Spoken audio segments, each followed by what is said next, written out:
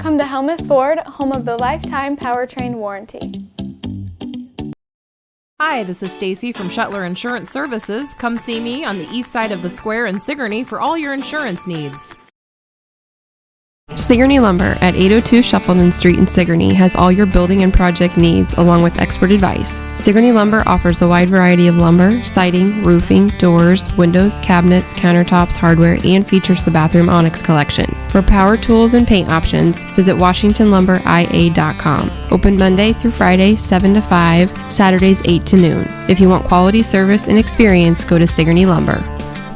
Saturday night, March 28th from 7 to 9 p.m., don't miss Hideaway Honey at the Watt Cheer Opera House. This international award-winning Iowa band brings high-energy hits blending 90s country, classic rock, and Americana favorites. Led by Nashville recording artist Bertie Young, you'll hear everything from Shania Twain and Johnny Cash to Bon Jovi and Blink-182. Tickets just $20 for adults, $10 for kids 18 and under. Get yours now at wattcheeroperahouse.org. Hideaway Honey, live in Watt Cheer, Saturday, March 28th. Be there. Celebrate 50 years of memories with the Keokuk County Expo's 100-day raffle. Starting April 10th through July 18th, there's a winner every single day. That's 100 chances to win. Tickets are just $100, and the best part, your ticket is entered into every drawing. Daily prizes and only 300 tickets available, so your odds are great. Must be 21 to play. Winners posted daily on the Keokuk County Expo Facebook page. Get your ticket now from any Fair Board member and support your local fairgrounds. The Keokuk County Expo 100-Day Raffle. Don't miss your chance to win. Scanlon Bait and Tackle and the Southeast Iowa Anglers Club are hosting an Easter egg hunt and spring bash on Saturday, March 28th, starting at 4 p.m. Bring the whole family and enjoy a huge Easter egg hunt for the kids, plus food, drinks, games, and prizes for all ages. Admission is just $5 per carload, making it an affordable day of family fun. Join the celebration at Scanlon Bait and Tackle, 2442 225th Street in Oskaloosa.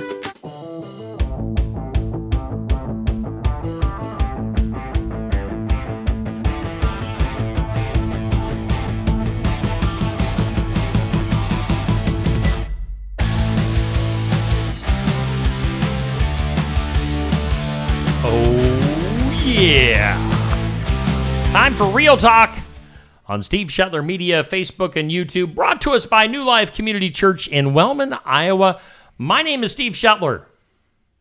And I'm Pastor Aaron from New Life Church in downtown Wellman, where we want you to come hang out and worship with us. Yes, indeed. And we've got some special events coming up, Steve. This coming. I mean, you guys, what part of your mantra is fun? Is fun. God, friends, and fun. So we've got a game night coming up on Saturday. Let's put that up on the screen. Oh yeah, there it is, March 28th. All the information is right there. We're serving popcorn for a free will donation to help us buy a popcorn machine. Ooh. We are a church that sometimes distributes popcorn just during the service, just because that's why. Just because.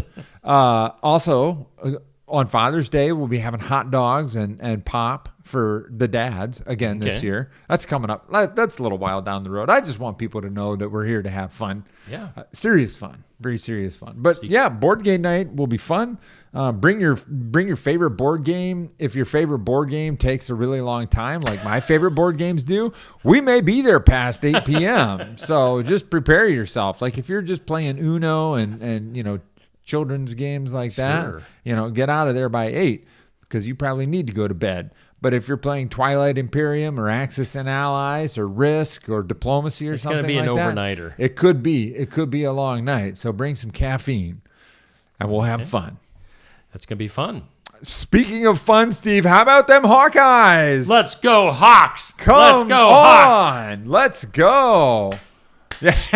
Take that. At first, I thought you were doing a salute there, but no, I was just mocking a little bit. Yeah, just a little bit. And I'm sure Florida deserves it. I mean, I love. I mean, they were a little sensitive about. As Coach McCollum pointed out. Coach McCollum pointed out, they got sensitive and their people got sensitive, and now Iowans are making T-shirts about beware of sensitive Floridians, and it's all in good fun, right? It's all just a game, but first time in the Sweet 16 since 1999. 27 years. 27 years. Dr. Tom Davis. Wow. And Dr. Tom kind of got pushed out, didn't he? Because he wasn't going to the Final Four. Everybody knew going into that year that he was done. Yeah. And so they did what they usually did under him. They made it to the Sweet 16. Yeah. Yeah. And that wasn't good enough. And supposedly, but now we're back after 27 years to play Nebraska. Yeah. Let's go. I expect a winnable game. Yeah. I expect lots of turnovers and at least 10 punts. Yes. We've had their number in football. We beat them once in basketball this year.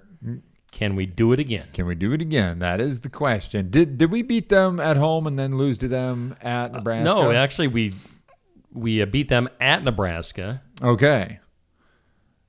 I think. I think you're right. I think we beat them at Nebraska. Won at Iowa City. Yeah, yeah. So being on a neutral court down in the state of Texas is probably just not going to make a difference. No, it's about as even as you get. So, all right, here we go. It's a great day to be a Hawkeye, and it's a great day to be a Golden Hawk. As I just told you before we came on air, sweet Melissa and I are back in the saddle coaching some middle school track up at Mid Prairie.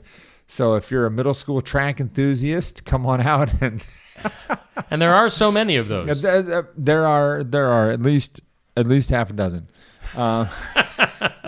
Parents who will show up. Yes. They have to show up. Oh my, no, it's fun, but this is the first time since 2023, I think, that I've coached. So and you've had a successful record in the past. I mean, we've had a lot of success both at the high school and the middle school level. So we'll see how the team shapes up this year, and maybe you'll have to get me on one of those Saturday morning sports shows. I was literally just thinking that too. All right. I mean, because you probably have lots of middle school sports represented. We generally don't, but for you, I would. Oh man. It's generally high schoolers, but I would dip into the middle school track and field. Yeah, and maybe we can get some live streaming of Mid Prairie's home meet. You line up the sponsors and make it worth the time and effort. Okay. I may take you up on that, because what middle school track team in the state of Iowa has live stream with sponsors and everything? Yes. Make the girls feel like they're in the big time. Yes, that's what we do here on Real Talk. We make stuff happen. So, all right, I have no way to segue to our topic for the day. So here we go. Ka-chunk, gear shift, direction change. I'm just thinking again this week about prayer and the reality. Since this is Real Talk, we gotta shoot our listeners straight. I think every single one of us has had more than one experience of praying for something and then it doesn't happen, or it doesn't happen right away, like that.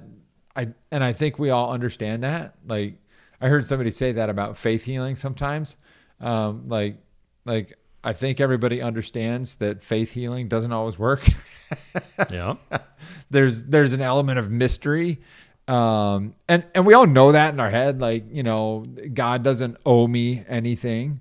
So just because I ask for something doesn't mean that God's like, oh my gosh, I just can't deny Steve. He put 2 quarters in the jukebox, so now he gets his favorite song. So, and I'll dance to his tune. No, we know that prayer doesn't work like that.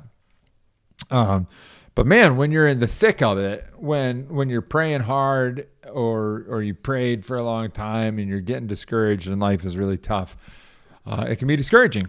But you're in good company. I told everybody in church this last Sunday.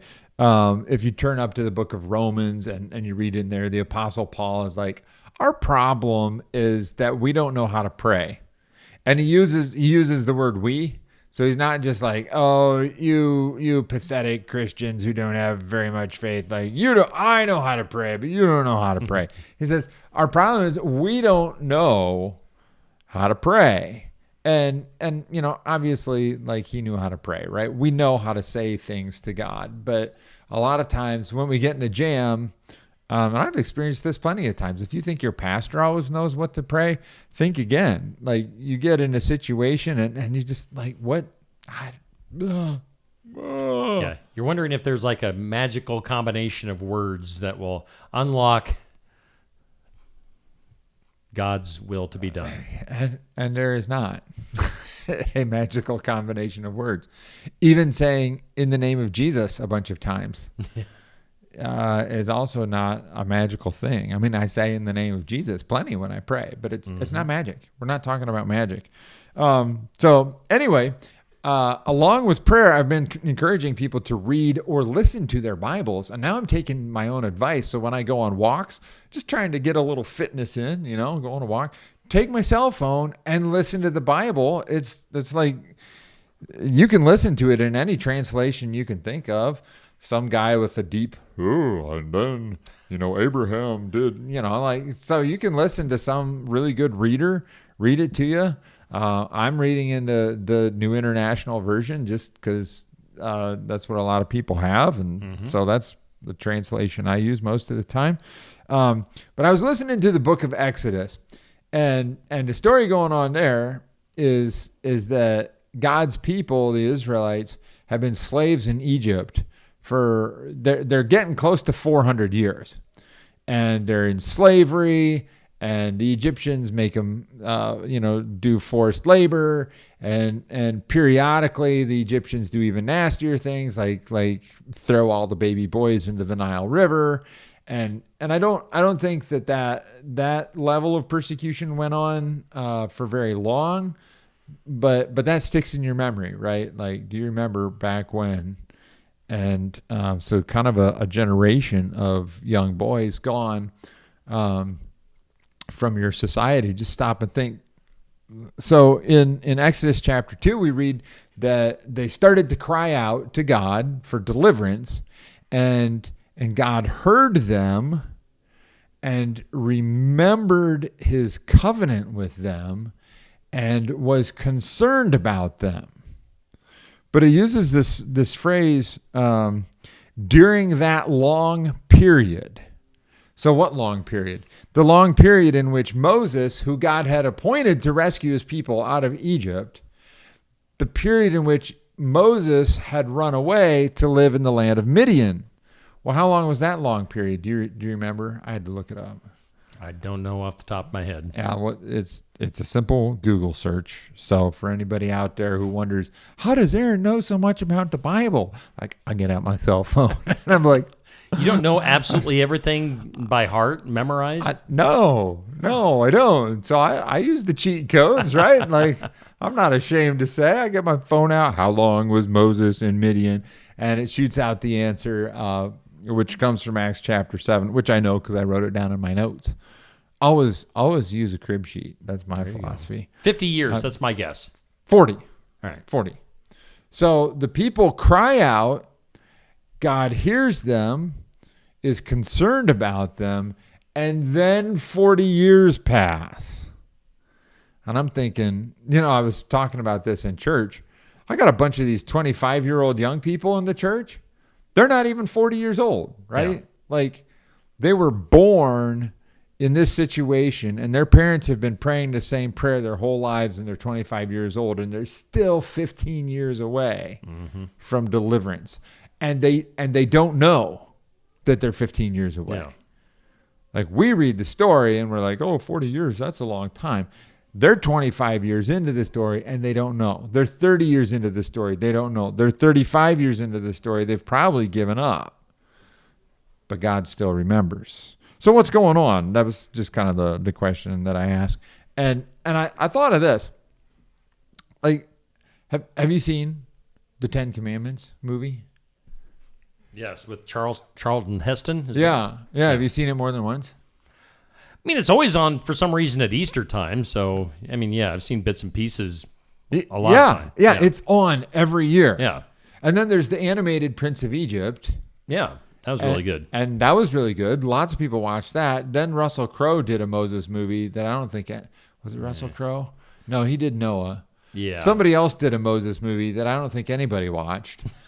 From what I heard, they probably shouldn't because screwed it all up. Yeah, so they mess up the Bible story, and then everybody's like, no, I don't think I'll watch that. Why? Because it's one of the greatest stories in the history of the world.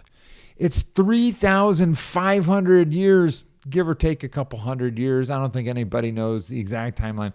It's 3,500 years old, and it's still one of the greatest stories in the history of the world. So stop and think about that. You prayed for something. You didn't get it right away. You get discouraged. You get disappointed. And that's natural. I get it. But what if God is telling a better story that takes a little bit longer? So I'll tell you, all of the good stories in my life involved waiting. Yeah. None of them are like, I trained for 6 minutes and then won the championship. Yeah. Like, it's been 27 years since Iowa made the Sweet 16. Yeah. Look at me bring it full circle. Mm-hmm. It is true. I mean, that's a good point because there are young, you could be 27 years old and have never experienced Iowa moving this far in the tournament, which is crazy. Yeah. Yeah. And part of this story too is you think Ben McCollum spent 15 years coaching Division II, and he won 4 championships, right? But a lot of guys, and then what's his name, the football coach at Indiana, coached at lower levels for year after year after year. When so many people are like, I got to get to D1, I got to get to D1, and then they bump from one job to the next every 3 years, getting fired and then getting hired at a slightly lower conference, and there's guys who go from one major school to the next, always getting a bigger paycheck somehow and never cashed, like never winning a championship. Yeah. But then you got some guy like, now I can't remember the Indiana football coach. Yeah. Whatever his name is. Something SETI. Poinsettia. I'll look it up here quick. Kurt Signetti. Kurt Signetti. It wasn't Eddie. Kurt Signetti. And now Ben McCollum, who spent the time at a lower level, winning championships, and now he comes into Division I, and in his first year at the Iowa Hawkeyes, he's going to the Sweet 16 and maybe beyond. Because like we talked about, and Fred Hoiberg at Nebraska, they've got a great story going on too. Like if I wasn't an Iowa fan, I would totally be a Nebraska fan right now.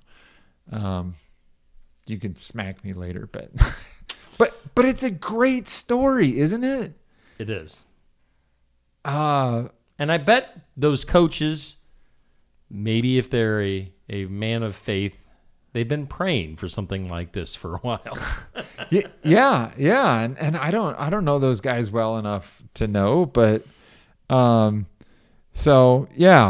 just an encouragement to all of our listeners. If you've been praying for something for a long time and it's discouraging and disappointing, maybe just pray about some different stuff in the meantime. But pay attention to the story God is telling with your life. And hope and expect and believe that the story is going to be better because you waited. So how about this? How about, since we also have Skunk River Radio as part of what I'm doing, so Garth Brooks has the song Unanswered Prayers. Oh, yeah. Are you familiar with that? Oh, yeah. And, the chorus is like, sometimes I thank God for unanswered prayers because, if God had answered the prayers the way you wanted them, then things wouldn't have worked out in your life the way that they are, Yeah. And, he's talking about how, he wanted a different woman back in high school. He wanted, whatever. He wanted to marry this one girl. Well, then he wouldn't have ended up with the love of his life that he had. Yeah. Which he then divorced and married Trisha Yearwood. But, that's... That's just Garth Brooks' story. And maybe the song was just a song. Yeah. Maybe it was just like a heartwarming. But it's got a good point. Yeah. Yes, it's got a good point. We all make mistakes, right? And yeah. Anyway. So leave it to me to screw this whole segment up. No, that's it is a great song. It's a great song for all of those reasons, except for the one where he got divorced and married Trisha Yearwood. I'm sure Trisha Yearwood is perfectly nice, but yes. Yeah. Anyway, we probably just better wrap it up there. Yes, so please. He's Steve and I'm Aaron, and this is Real Talk, including real blunders and real stories of bad things that happen and sweet things that happen along the way that you didn't expect. We want you to join the story of New Life Community Church. We're your friendly downtown church in Wellman, Iowa, 257 8th Avenue. You can park right there at 10 o'clock on Sunday morning is when we have our worship service.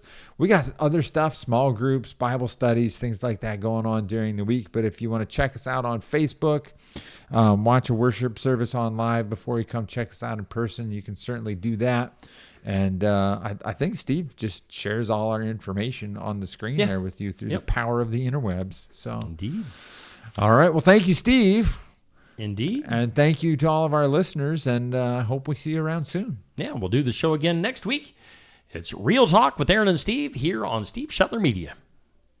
Yep, if I hit the right button, we'll end the show. There we go.